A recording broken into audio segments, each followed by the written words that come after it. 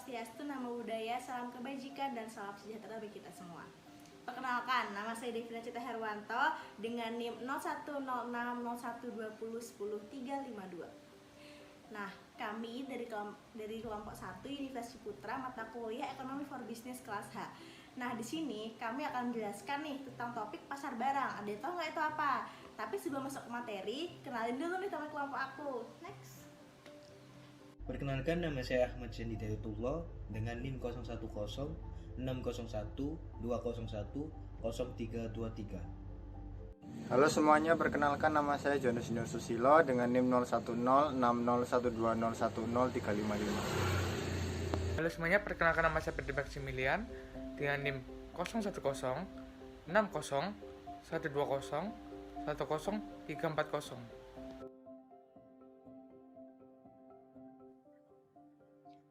Oke teman-teman, langsung aja kita ke materinya, yaitu pasar barang. Setelah perkenalan, kita akan pelajari tentang pasar barang. Saya akan memberikan kalian sedikit pengetahuan umum. Di sini kita akan membahas tentang latar belakang, tujuan, kita memilih topik, manfaatnya kita mempelajari juga, penjelasan umum mengenai pasar barang, jenis pasar barang, aspek, strategi, fungsi, dan juga grafik ISLM-nya.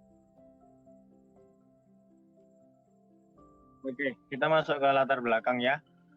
Alasan atau latar belakang kelompok kami memilih topik ini karena kita ingin memberikan pengetahuan tentang pentingnya pengertian pasar barang oleh masyarakat. Yang kedua adalah untuk mengedukasi para remaja agar mengetahui apa itu pasar barang. Yang ketiga adalah untuk membagikan pengetahuan kami mengenai pasar barang, dan juga masih banyak di antara masyarakat yang masih belum sadar bahwa pasar di sekitarnya adalah pasar barang. Maka dari itu, kami memilih topik ini untuk memberikan sedikit informasi. Jadi next.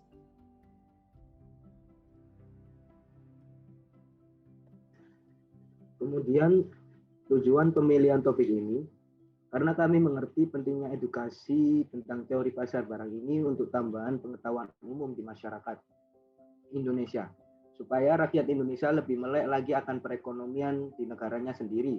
Dan juga tujuan kami adalah membuat ilmu yang kami sharing ini bisa diterima di semua kalangan dan semoga bisa menjadi ilmu yang baru dan dapat bermanfaat, memberikan efek positif di lingkungan sekitar.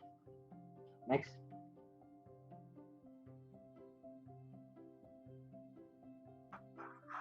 Manfaat mempelajari topik ini di materi pasar barang ini mempunyai sangat banyak manfaat yang akan membuat masyarakat mengerti tentang dasar-dasar perekonomian di Indonesia, sehingga dapat lebih membantu untuk para masyarakat yang berjualan dan juga orang yang mengkonsumsi atau membeli. Jadi kita simak penjelasan tentang teori pasar barang berikut. Next.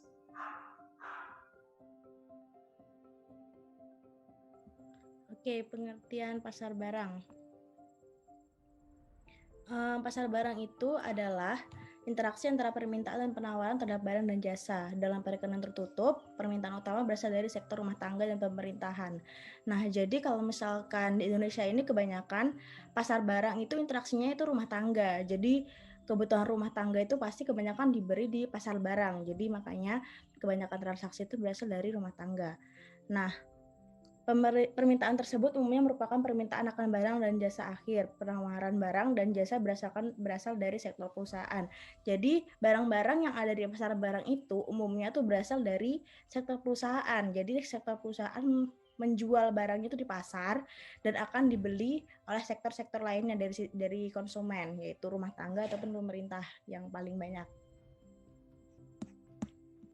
Jenis pasar barang. Jenis pasar barang ada dua, pasar barang nyata atau real, yang kedua pasar barang abstrak. Pasar barang nyata atau real adalah sebuah pasar yang menjual produk dalam bentuk barang yang bentuk dan fisiknya jelas. Pasar ini mempertemukan antara penjual dengan pembeli secara langsung atau face to face. Dan ada tawar-menawar, ada barang dagangan, ada transaksi penyerahan barang secara langsung. Contohnya yaitu pasar di sekitar kalian, pasar malam, pasar Tanah Abang, pasar Senen, atau yang lain-lain. Dan yang kedua, pasar barang abstrak. Pasar barang abstrak yaitu sebuah pasar yang menjual produk yang tidak terlihat atau tidak real secara fisik. Pasar ini mempertemukan penjual dan pembeli, di mana penjual hanya membawa contoh barang saja, atau dalam pasar tersebut tawar-menawar dilakukan melalui internet atau surel. Contohnya, pasar ini adalah komoditas yang menjual barang semu seperti pasar karet, tembakau, timah, kopi, dan sebagainya.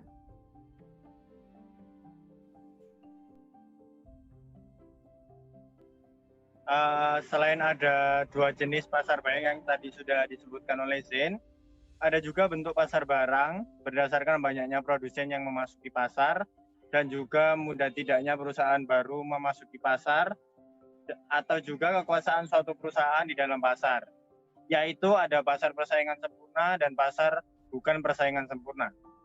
Pasar persaingan sempurna itu adalah suatu struktur yang di dalamnya terdapat banyak penjual dan juga banyak pembeli, dan masing-masing penjual dan pembeli tidak dapat mempengaruhi harga.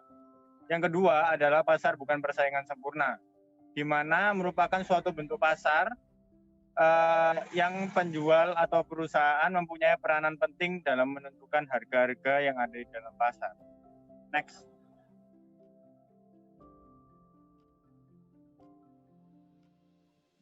Setelah memahami mengenai pasar barang dan jenisnya, sekarang kita juga harus mengetahui aspek apa aja yang ada di pasar barang tersebut. Yang pertama ada calon penjual dan pembeli di dalam pasar.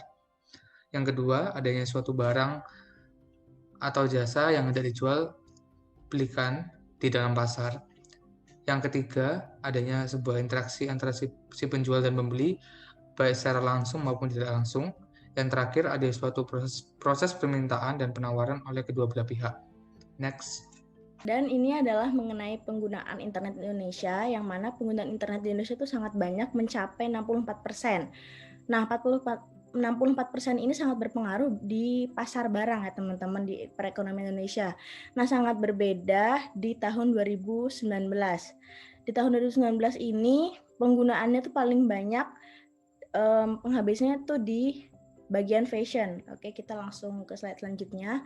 Nah, di tahun 2020 ini kebanyakan mereka menghabiskan belanja itu di bagian kesehatan. Karena pandemi seperti ini juga sangat berpengaruh. Jadi, pasar barang pun banyak sekali yang menyediakan di bidang kesehatan saat ini. Dan juga di bagian rumah tangga kita dapat lihat bahwa bahan makanan saat ini adalah yang terbanyak. Karena apa? Karena ketahanan pangan itu sangat penting ketika kita di rumah saja. Yang kedua, hiburan. Kenapa hiburan bisa banyak? Karena ketika kita di rumah saja pasti merasa bosan kan. Maka dari itu banyak sekali yang membelanja yaitu di bidang hiburan. Mungkin kalian salah satunya ya.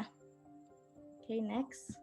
Kalian udah tahu kan pentingnya kita belajar tentang pasar barang ini? Apa aja ya? Yaitu kita akan tahu bahwa fungsi pasar barang itu: 1.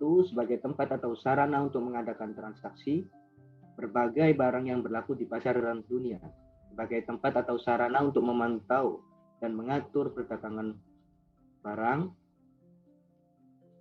Dan selanjutnya, bagi penjual atau produsen, pasar barang dapat mempermudah pemasaran atau penjualannya. Bagi pembeli atau konsumen, pasar barang dapat mempermudah konsumen dalam mendapatkan barang yang mereka inginkan dengan kualitas yang terjamin.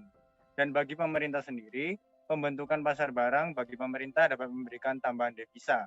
Dengan devisa akan memudahkan pemerintah untuk melakukan berbagai transaksi nasional maupun internasional yang dapat meningkatkan pendapatan negara atau pendapatan nasional. Next.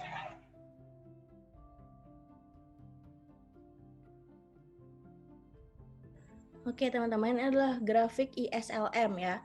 Jadi apa sih itu grafik ISLM? Nah, grafik IS itu adalah kurva yang menggambarkan keseimbangan antara pendapatan nasional yaitu Y dan tingkat bunga yaitu I. pada pasar barang. Nah, kurva LM itu adalah kurva yang menggambarkan keseimbangan antara pendapatan nasional yaitu Y dan tingkat bunga yaitu I pada pasar uang. Jadi beda ya antara pasar barang dengan pasar uang. Itu adalah perbandingannya. Nah, IS berasal dari investasi atau investment dan S-nya itu saving. Jadi IS itu adalah investing dan saving. Lalu LM sendiri itu berasal dari liquidity atau permintaan dan money supply atau penawaran. Jadi L itu liquidity, M itu money supply.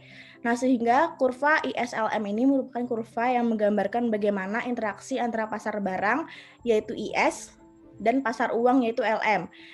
Jadi kurva ISLM ini merepresentasikan model ISLM yang menunjukkan keseimbangan antara tingkat suku bunga dan pendapatan nasional dalam jangka waktu yang pendek seperti itu. Jadi sangat berhubungan ya. Jadi pasar barang ini juga berhubungan dengan pasar uang. Karena apa? Kita melakukan interaksi di pasar barang itu menggunakan uang seperti itu, teman-teman. Berikut merupakan sumber referensi yang kita ambil. Ya, sekian presentasi dari kelompok kami. Apa ada salah kata kami minta maaf. Terima kasih Pak Bambang dan teman-teman. Terima kasih teman-teman.